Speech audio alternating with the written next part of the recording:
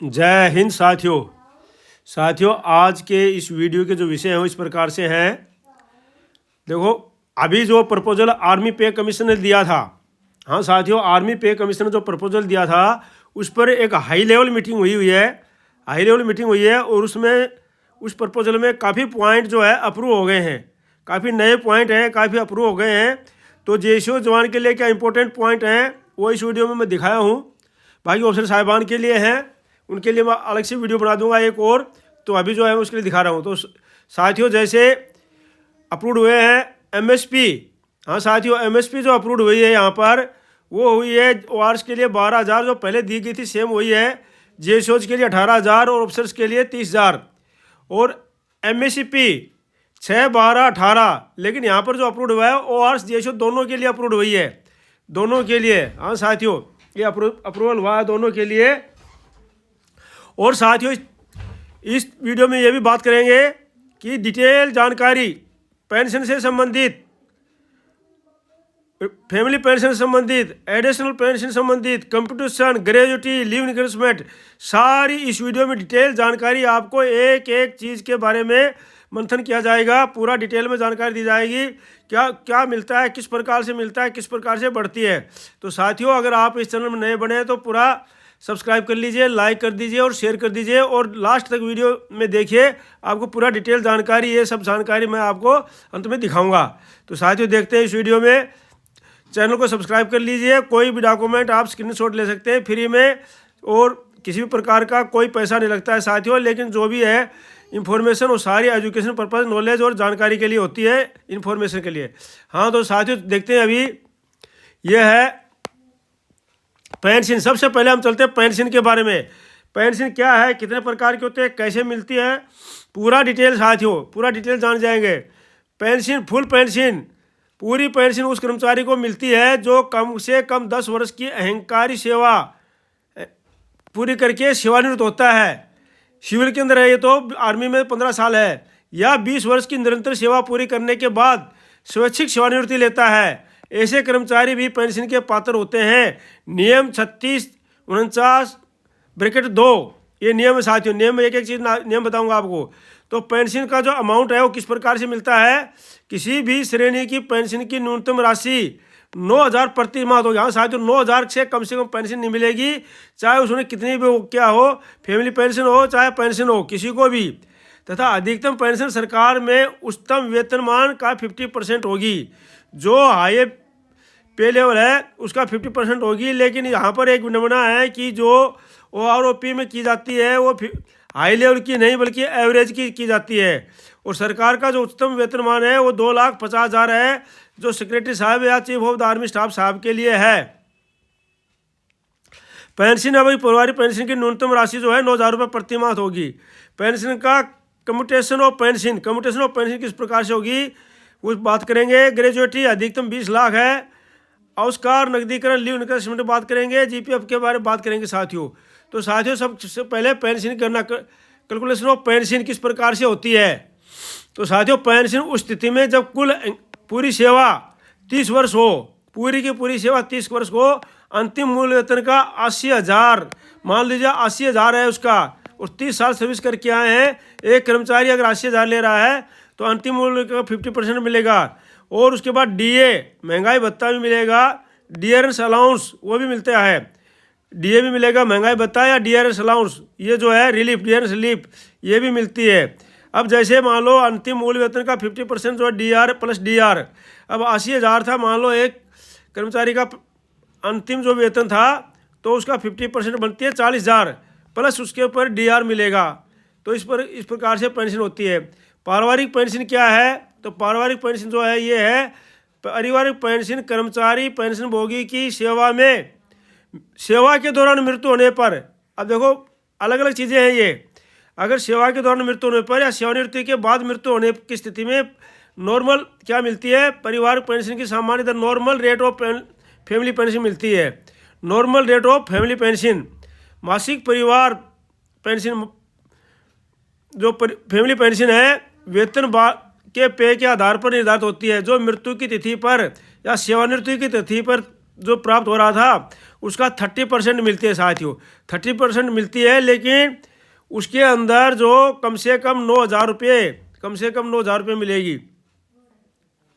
दूसरा है मासिक परिवार पेंशन पे के आधार पर निर्धारित होती है, जो मृत्यु की तिथि पर, ये बता दिया आपको। फैमिली पेंशन, जो higher rate of family pension इसको बोलते हैं, enhance rate of family pension, ये साथियों मृत्यु के 7 साल बाद तक या 67 वर्ष की आयु उम्र तक जो होती है, जो भी पहले हो वहाँ तक मिलती है, और वो मिलती है 50%। उसके बाद हो जाती है 30%। और लेकिन इसमें यह है, नोट दिया है कि परिवार पेंशन की उच्च दर आश्रित माता पिता को देय नहीं होती है, वो माता पिता को नहीं मिलती है मान लो, तो उसके बाद में। ठीक है साथियों, परिवार पेंशन सेवा के दौरान मृत्यु होने पर, अगर सर्विस कर रहा है कर्मचारी और उसके दौरान मृत्यु हो जाती है, तो एक केंद्रीय सरकारी कर्मचारी मान लो जो 80,000 रुपये वेतनमान प्राप्त कर रहा था, 31/10/2010 को सेवा के दौरान उसकी मृत्यु हो गई, तो उसको इन्हांसमेंट फैमिली पेंशन मिलेगी 1,11,2020 से 31/10/2030 तक। ठीक है साथियों, 1/11/2020 से 31/10/2030, यानी 10 साल। अगर सेवा के दौरान मृत्यु है 10 साल मिलेगी पूरी 50%। सामान्य दर मिलेगी उसके बाद 1/11/2030 से सामान्य 30% लागू हो जाएगी, ये हो जाएगी फिर 30% लागू। तो इस प्रकार से अंतिम प्राप्त वेतन का 30%। अब 30% कैसे बनेगा? ये 80,000 है मान लो उसकी तनख्वाह लास्ट में, तो 30% हो जाएगा 24,000। और बढ़ी हुई कितनी मिलेगी? जो इन्हांसमेंट रेट है जो 10 साल तक मिलेगी उनको, वो मिलेगी 80,000 का 50%, 40,000 प्रति माह है ना। तो इस प्रकार से साथियों मिलती है। तो family pension death after retirement, ये मैंने आपको बता दिया है कि भाई जो है उसको इस प्रकार से मिलती है। ये डेट ऑफ रिटायरमेंट के हिसाब से मान लो, और उनको 40,000 रुपये पर मिलती थी, तो उसकी जो है उसके बाद हाई रेट मिल जाएगी 50%। इंपॉर्टेंट डेट्स क्या है? जैसे मान लो उसका सुपरनोशन है 30 से 2000 में रिटायर हुआ है अपनी पूरी नौकरी करके, डेट ऑफ बर्थ है 1960, डेट ऑफ डेथ है 15/2021 मान लो। इस प्रकार से है, तो नॉर्मल डेट फैमिली पेंशन मिलेगी 30%, तो 24% हो जाती है। इन्हांस रेट फैमिली पेंशन मिलेगी लास्ट रन का 50%, ये 40,000 हो जाती है। इन्हांस फैमिली पेंशन जो है मान लो तो उसको मिलती है 7 साल तक या 67 साल की उम्र तक, जो भी पहले हो, विच इज अर्लर। अब साथियों पारिवारिक फैमिली पेंशन किस प्रकार से मिलती है? यह है फैमिली पेंशन जो है, एक केंद्रीय सरकारी कर्मचारी जो 80,000 वेतनमान ले रहा है 30/6/2020 को, अगर मान लो वो अपने रिटायर हुआ है पूरी सर्विस करने के बाद में, तो उसकी जन्म तिथि 15/9/1960 है, 40,000 प्रति माह स्वीकृति हुई है, ये 15/2021 को हो गया था।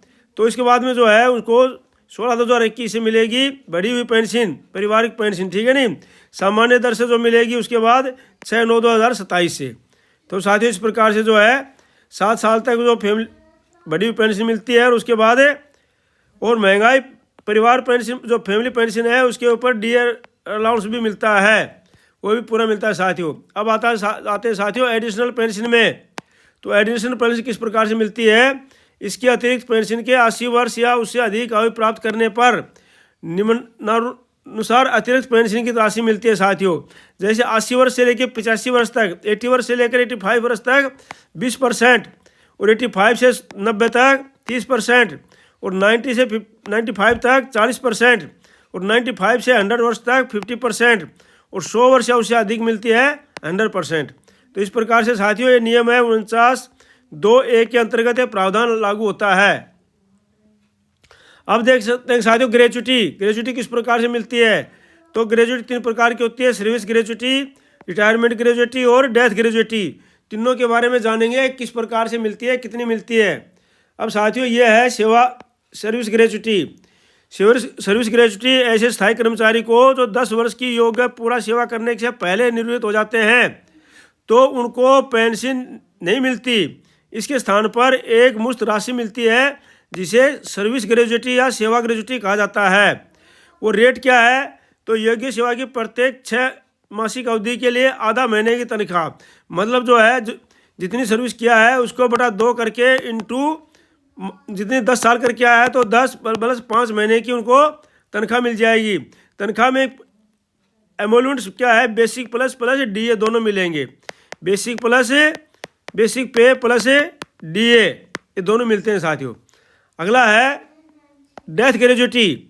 डेथ ग्रेजुटी क्या है, किसी कर्मचारी की सेवा के दौरान मृत्यु होने पर जो मृत्यु ग्रेजुटी डेथ ग्रेजुटी मिलती है, ये किस प्रकार से मिलती है, ये भी मिलती है उसी प्रकार से, 1 वर्ष से कम उसको 2 महीने की तनख्वाह मिलेगी, दुगना, जितनी अगर 1 वर्ष से कम सर्विस की है तो दुगना मासिक, 1 वर्ष या 5 वर्ष, लेकिन 5 वर्ष से कम की है तो 6 गुना मासिक वेतन, ठीक है नहीं, और 5 वर्ष या अधिक लेकिन 11 वर्ष से कम की है तो 12 गुना मासिक वेतन, और 11 वर्ष या अधिक 20 वर्ष से कम की है तो 20 गुना मासिक वेतन, और 20 वर्ष अधिक की है तो 1/2 इंटू मैक्सिमम सर्विस जो है उसको निकाल लेते हैं। और आर्मी एयरफोर्स नेवी के लिए +5 किया जाता है सर्विस +5 में, तो इस प्रकार से उसका मासिक वेतन मिलता है ग्रेजुएटी का, ठीक है साथियों, ये ग्रेजुएटी का मिलती है।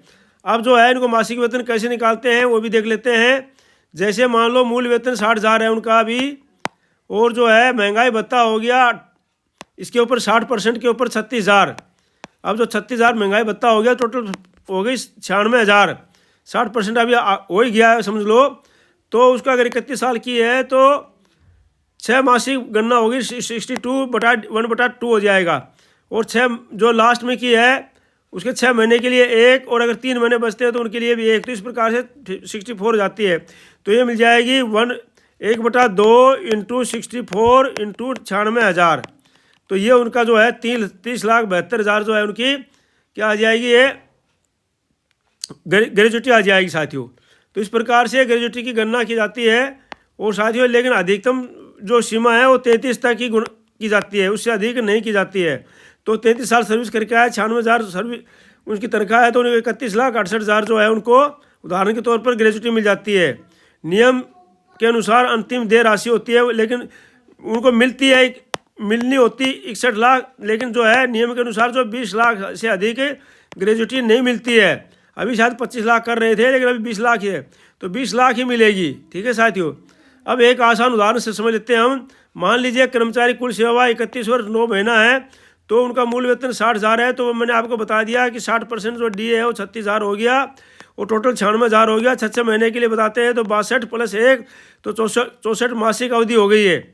अब जो मासिक अवधि 64 हो गई तो 1/2 इंटू 64 इंटू 96,000 ये हो गया 30,72,000, लेकिन क्योंकि 20 लाख से ज़्यादा नहीं मिलती है, तो ये साथियों पूरा है। अब साथियों होती है पेंशन कंप्यूटेशन।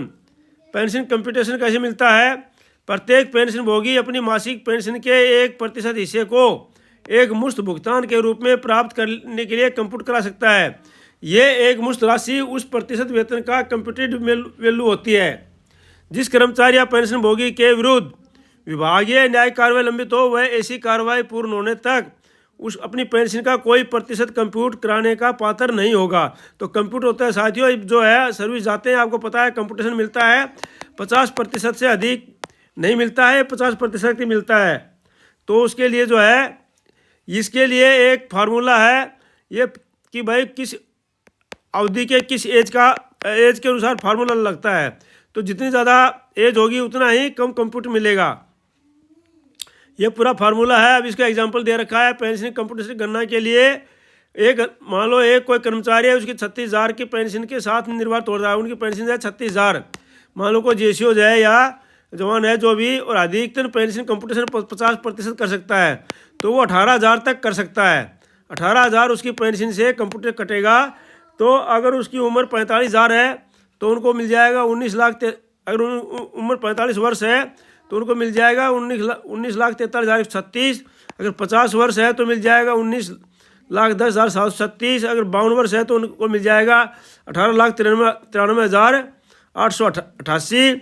इस प्रकार से 55 वर्ष है तो 18,63,432। उसके आगे तो जेसीओ जवाहर रिटायर होते नहीं है, वो अफसर साहिबान होते हैं, ठीक है नहीं। अब उनको निकलता कैसे है, निकालने के लिए अब 36,000 बेसिक पेंशन थी, 18,000 कंप्यूट कटेगा उनका, तो ये जो 18,000 कट गया, लेकिन DAR पूरे पे मिलेगा। तो जो 60% DA हो गया उसको हो गया 21,600। तो टोटल हो गई 18,000 और 21,600, टोटल बन गई और की 39,600, ठीक है साथियों। अब जो है ये इस प्रकार से उनको मिल जाता है। अब साथियों लीव इनकैशमेंट क्या मिलता है, लीव इनकैशमेंट मिलता है आपको 300 दिन का अधिक से अधिक। तो इसके अंदर जो है एक मुश्त राशि के में केवल अवकाश वेतन या महंगाई भत्ता डीए शामिल होगा, इसमें एचआरए या कोई और भत्ते शामिल नहीं होंगे। साथियों ये नियम 39 अवकाश नोट अर्जित अवकाश तथा अर्ध वेतन अवकाश, अर्ध वेतन अवकाश मिलते हैं सिविल में, बाकी आर्मी में तो अर्जित अवकाश मिलते हैं। तो 300 दिन तक जो है उनकी जो भी बेसिक प्लस प्लस डीए पूरा उनको मिल जाता है साथियों, ठीक है नहीं। अब साथियों बात करते हैं न्यू पे कमीशन में प्रपोजल अप्रूव्ड हुआ है, उसमें जेसीओ जवानों के लिए क्या क्या है। सबसे पहले जो आर्मी पे कमीशन ने प्रपोजल दिया था उसी को हाई लेवल मीटिंग में अप्रूव किया गया है। तो उसमें ओआरस के लिए 12,000, जेसीओज के लिए 18,000 और ऑफिसर्स के लिए 30,000 ये जो अप्रूव हुआ है इसके लिए। तो साथियों वो सेम टू सेम अप्रूव हो गया है। MSCP completion of service 6 year 12 years और 18 ईयर्स।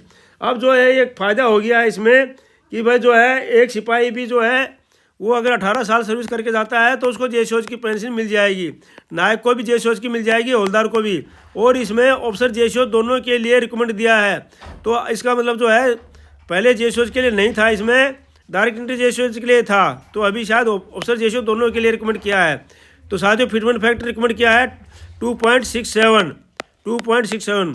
डायरेक्ट एंट्री जेसीओ उसके लिए रिकमेंड किया है कि लेफ्टिनेंट कर्नल साहब तक वो प्रमोशन जा सकता है डायरेक्ट एंट्री जेसीओ, लेकिन उनको कमांड नहीं मिलेगी, कमांड टेन्योर नहीं मिलेगा, कमांड का टेन्योर नहीं मिलेगा। जैसे मान लो वो लेफ्टिनेंट कर्नल बन जाएंगे लेकिन वो कहीं पर जो है इंडिविजुअल कमांड करने के लिए उनकी पोस्टिंग नहीं होगी। लीव इनकैशमेंट जो है 450 दिन तक कर दिया गया है।